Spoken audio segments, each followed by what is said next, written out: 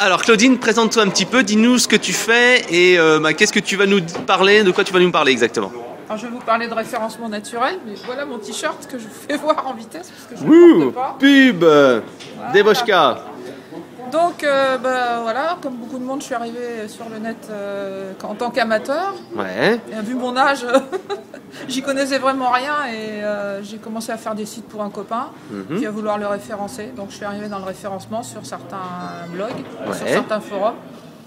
Et puis voilà, ça m'a beaucoup plu. Tu as rencontré toute la communauté, et puis donc, finalement, voilà, ça t'a passionné. On a eu des rencontres, effectivement, des gens des forums ici sur Paris, et puis après... C'est au camp. Non, c'était avant le CO Camp. C'était bien avant, c'était les forums utilisables. Après Seosphère qui existe toujours. C'est un forum très sympa que je vous recommande. D'accord. Et si en parlant de recommandations, qu'est-ce que tu nous recommandes justement pour avoir un bon référencement? Déjà, il faut commencer à penser à son référencement au début, avant de faire le site. Ça, c'est une bonne chose. Alors, est-ce que c'est commencer par choisir le bon CMS ou c'est choisir bien la structure de ses pages? Non, il faut déjà commencer à chercher pour son nom de domaine. C'est vrai. Déjà. Voir quels sont les mots-clés les plus utilisés par les gens lorsqu'ils cherchent sur Google, parce que Google c'est le plus important des moteurs de recherche en France. Alors un conseil, est-ce que tu mettrais des underscores ou des tirets dans un nom de domaine? Des tirets. Ah Des tirets. Et donc voir si on prend un nom de domaine qui est en rapport avec les mots-clés ou un nom de domaine plus générique, si c'est quelqu'un, prendre son nom propre ou des choses comme ça, ou mon pseudo Ah celui-là c'est clair qu'on va pas beaucoup le trouver, attends, à moins que tu aies fait un très bon référencement. Et quels sont tes petits secrets d'ailleurs? Mes petits secrets. Ou tes grands secrets? Je sais pas si j'ai vraiment des secrets. Moi j'essaye d'appliquer les méthodes les plus propres possibles, c'est-à-dire construire un site suivant les guidelines de Google.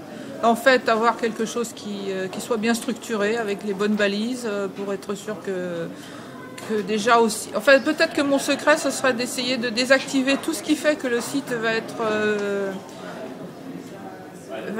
comment vous expliquer ça? Les moteurs de recherche regardent les sites comme s'ils étaient des personnes aveugles. Donc en fait, il faut que les machines qui aident les gens à lire les sites quand ils sont des personnes malvoyantes puissent s'y retrouver. D'accord, avec une architecture. Et ces machines utilisent le balisage, les titres A1, H1, H2, H3, etc. Donc en fait, je pense que c'est ça qu'il faut faire, c'est donner toutes les bons repères pour que quelqu'un qui a des problèmes de vision puisse s'y retrouver dans votre site. Et le moteur de recherche, par conséquent, suivra parfaitement toutes les indications que vous lui aurez données. Ok. Je pense que ça aide beaucoup. Alors, quels sont pour toi les 3-4 facteurs les plus importants? Tu as dit le nom de domaine, tu as dit la structure de la page, tout ce qui est on-page. Ouais. Alors, est-ce qu'il y a un autre facteur? Les backlinks, évidemment. Donc après, c'est un peu la chasse aux liens entrants. Essayer de trouver des sites de même thématique, oui, et puis discuter avec eux pour essayer de faire des échanges de liens. S'inscrire dans quelques annuaires, alors pas tous, pas aller sur, je vous propose de vous inscrire dans 40 000 annuaires pour 5 € ou des choses comme ça. Il y a des listes d'annuaires, il y a des très bons annuaires qui vous donneront... Tu pourrais nous donner quelques endroits où on peut trouver des listes ou des listes d'annuaires? Cherchez Index annuaire, je crois, ça s'appelle Caliceo, voilà. Caliceo, c'est un annuaire d'annuaires qui les classe. Donc en fonction des classements qui sont donnés dessus, vous pouvez trouver les bons annuaires. Alors ça s'écrit comment exactement? QALISEO. SEO, pardon. SEO. Alors donc pour toi, à ton avis, donc le nom de domaine, la structure de la page et les backlinks, quel est à peu près le poids de chacun de ces éléments? Parce qu'après, je pense qu'il y a d'autres petits trucs annexes, comme l'accessibilité, la rapidité. L'accessibilité est liée à la structure. Hein. Si vous faites une structure justement accessible, c'est ce que j'expliquais tout à l'heure. En fait, l'accessibilité étant l'accessibilité par les personnes malvoyantes. Donc il y a des normes pour ça et on peut les retrouver. Il y a des normes comme pour le W3C qui ont été mises en place, le VAAC, je crois, WAAC.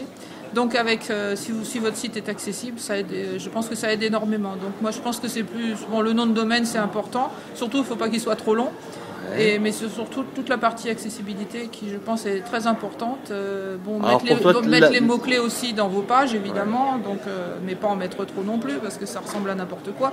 Et ce qui est très important, c'est d'écrire pour les gens et pas pour les moteurs. Ouais. Et quand on écrit pour les gens, on essaye de faire des choses simples. On commence par la conclusion pour que ça les attire, pour qu'ils viennent directement, ils voient votre page, ils se disent « Ah, ça m'attire, je vais lire la suite ». Donc on commence plutôt par la fin, contrairement à l'écrit. Et on fait quelque chose de pas trop long, et avec ça, je pense qu'on peut attirer les gens. Et donc le moteur de recherche, lui, comme il lit du haut en bas, il va trouver les mots-clés dans la conclusion, parce que ça semble évident qu'on va les mettre. Et il va donc tout de suite vous positionner par rapport à vos mots-clés.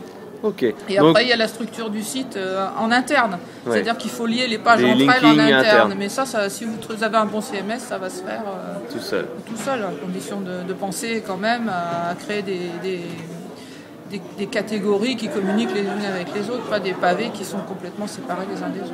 Ok. Alors tu nous as dit que tu gérais tout à l'heure 4 comptes Twitter, tu faisais du Facebook, etc. Ça apporte vraiment du trafic, ça, ou pas? Parce que en tant que référenceuse, j'aimerais avoir ton avis d'experte. Non, ça apporte pas particulièrement du trafic. Ce que ça apporte, c'est de la notoriété. Et à la limite, je pense qu'il y a des gens qui vous trouvent sur Facebook qui n'iront pas voir le site, quoi. Ça, c'est peut-être un peu le problème, mais reste à savoir ce qu'on veut. Est-ce qu'on veut être connu ou est-ce qu'on veut seulement avoir vraiment du trafic?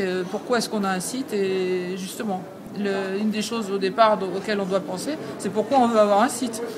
À quoi il va servir? Qu'est-ce qu'on veut en tirer? Est-ce qu'on veut faire du téléchargement, faire de la notoriété, faire de la vente, etc. Donc en fonction de ça, on doit établir des stratégies qui sont liées évidemment non seulement au référencement, mais à toute la stratégie marketing par la suite. Donc SEO et puis donc médias sociaux, c'est complémentaire. C'est complémentaire, tout à fait.